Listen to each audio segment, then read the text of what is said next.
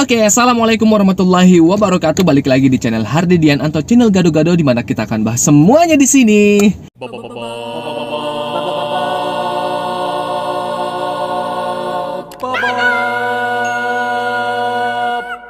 Kangen juga gue sama kalian semua, para subscriber gue dan yang mendukung Sulit Suara.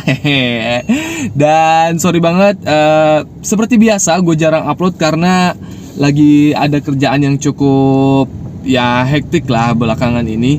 Bahkan gue sebenarnya mau upload video ulang tahun Kiva yang kemarin, hari Minggu tanggal 16 Agustus kan Kiva ulang tahun.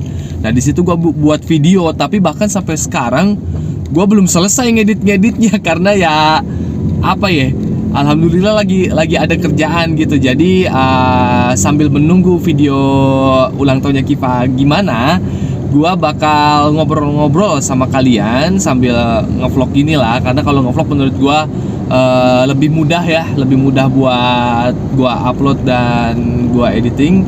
Dan pembahasan kita kali ini, banyak banget pasti dari kalian yang bertanya-tanya kadang-kadang, kok suaranya kalau di film dubbingan gitu, kok suaranya dia lagi ya. Nah di sini kita bakal bahas bareng-bareng, oke? Jadi sebuah film itu ditayangkan dalam bentuk sulit suara, pasti dia akan membutuhkan yang namanya studio. Dan studio itu biasanya dia memiliki tim-timnya sendiri, alias dia lagi. Karena pertama alasannya adalah waktu. Itu yang paling sangat menentukan dia bakal diikut sertakan atau enggak di suatu film. Karena gue juga pernah bahas di video gue sebelumnya, kalau nggak salah pas waktu apa ya, gue lupa, ntar gue cari deh, gue tempel.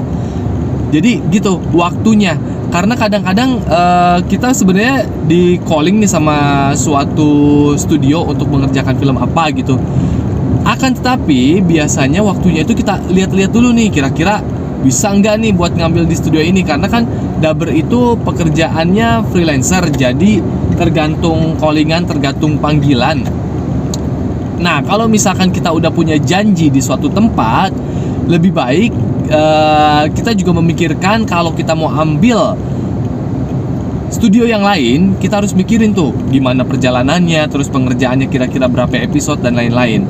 Makanya biasanya pihak studio akan menggunakan dubber yang dia lagi, karena biasanya ketika kita udah diam di satu studio, di suatu tempat, biasanya kan itu serial. Beberapa film tuh kebanyakan serial.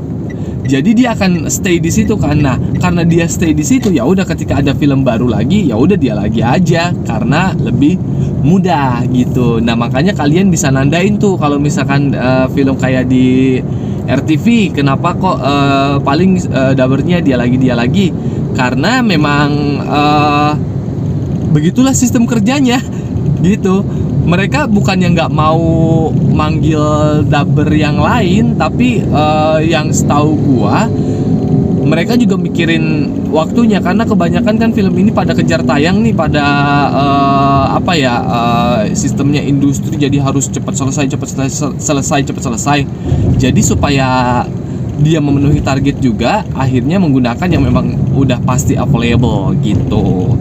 Jadi yang dimaksud tim di sini juga bukan kayak tim sepak bola gitu, misalkan ya pemainnya 22 ya itu aja gitu kan di setiap pertandingan. Nggak kayak gitu juga sebenarnya. Mereka juga bisa aja manggil dubber yang lain, tapi balik lagi, si dubber itu bisa nggak ngikutin cara kerja di studio baru itu, entah itu dengan jam kerjanya atau cara kerjanya. Karena di setiap studio itu cara kerjanya beda-beda juga. Ada yang tag sendiri-sendiri, ada juga yang tag masih bareng-bareng kayak zaman dulu gitu kan. Salah satunya studio yang ngerjain film RTV itu dia tag-nya masih bareng-bareng kalau nggak salah. Jadi ngumpul dulu langsung bareng-bareng gitu.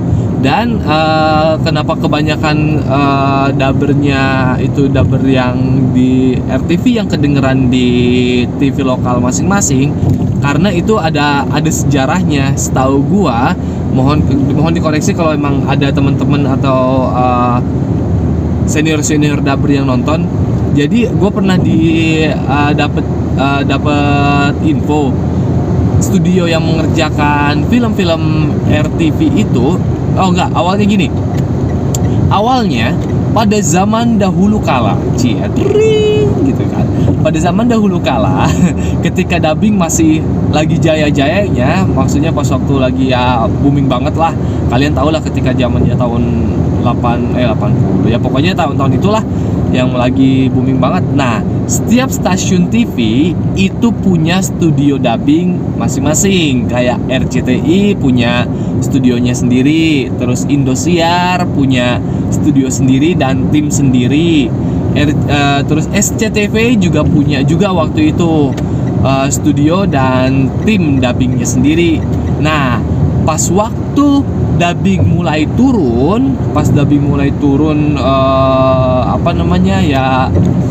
hype-nya lah, waktunya lah gitu kan mulai turun. Nah, pada bubar tuh, yang tersisa hanya RCTI yang masih memiliki studio setahu gua. Indosiar sama SCTV udah nggak ada tuh lagi, nggak ada tim dubbing gitu kan. Nah, kemudian si studio yang ngerjain film-film RTV ini, dia itu kalau nggak salah dia tuh kayak punya gabungan. Dia itu gabungan dari studio Indosiar sama studio SCTV.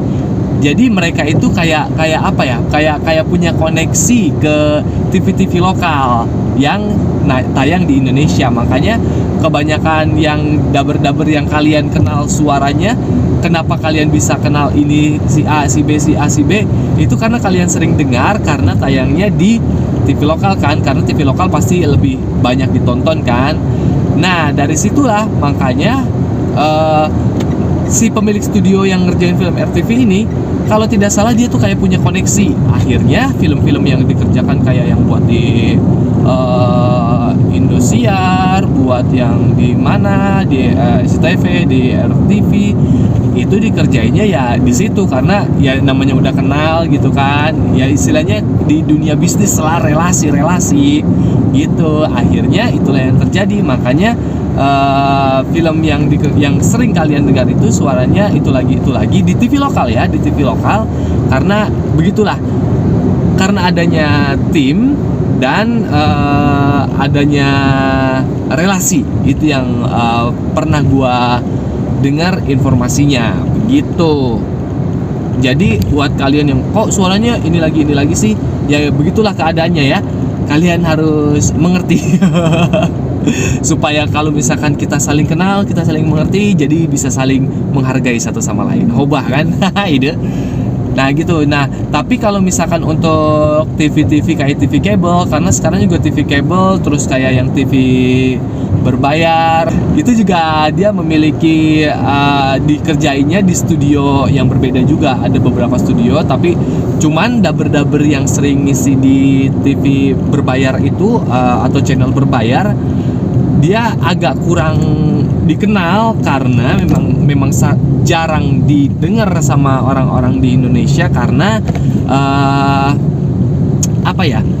karena ya memang mungkin belum terlalu banyak yang bisa berkemampuan untuk menjangkau channel tersebut gitu kan, mungkin karena ya banyak faktor lah, dan ditambah di situ kan ada mode bilingual, jadi bisa memilih gitu kan, bisa bahasa Indonesia atau bahasa aslinya. Jadi memang agak kurang didengar, kurang dikenal karena memang jarang terdengar, tapi mereka ada gitu.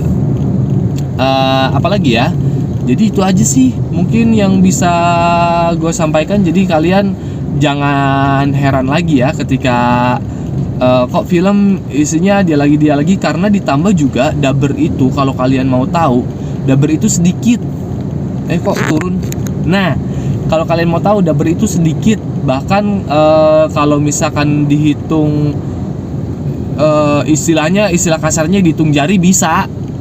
Karena dubber itu seperti pernah gue singgung di video gue sebelumnya, regenerasinya sangat lambat karena memang butuh menurut gua dubbing itu pekerjaan yang sangat membutuhkan skill. Buat kalian mungkin yang cuman baru nonton atau gimana, yalah itu doang, cuman baca doang, ya belum tahu dia gitu. Jadi tidak semua orang bisa melakukan pekerjaan ini, dan alhamdulillah gue diberi kesempatan untuk menjadi salah satu bagian dari industri dubbing ini. Gue bersyukur banget gitu. Jadi karena orangnya juga sedikit, ya akhirnya dia lagi gitu. Jadi buat teman-teman yang memang berminat banget ingin terjun ke dunia dubbing, teruslah berlatih, karena memang dubber sekarang sangat sedikit sih, bisa dibilang sangat sedikit lah.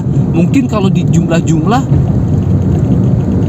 100 lebih lah, bahkan kayaknya 500 juga nggak ada deh.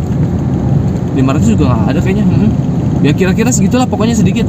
Jadi buat teman-teman yang berminat, teruslah berlatih terus, dan nanti kalau misalkan memang ada kesempatan buat casting lah, jangan malu-malu gitu kan. Oke deh, gitu aja. Semoga kalian bisa mengerti keadaannya. Sampai jumpa lagi di video gua berikutnya, dan terima kasih banyak buat subscriber gua. Dan jangan lupa tungguin juga, insyaallah gua bakal memberikan sesuatu buat teman-teman semua yang sudah subscribe channel gua dan selalu dukung channel Hardidian atau channel Gado-Gado ini. Ada 2 item lah yang pengen gua kasih, tapi ya nggak semua juga kan, karena di subscriber gua udah alhamdulillah udah 2000 kan, karena kalian semua yang selalu dukung Gado-Gado ini. Ada 2 lah. Nggak semua, buset, 2000, emang gue siapa? Ada 2 item yang pengen gue kasih. Nanti mungkin pengumumannya di video berikutnya lah ya. Tapi itu ya koleksi gue gitu. Oke, terima kasih yang belum subscribe. Terima kasih udah nonton dari awal sampai akhir. Jangan lupa komen, insyaallah bakal gue balesin. Komen, terus like dan share video ini kalau kalian suka. Terima kasih banyak, dan sampai jumpa lagi di video berikutnya. Assalamualaikum warahmatullahi wabarakatuh. Dadah.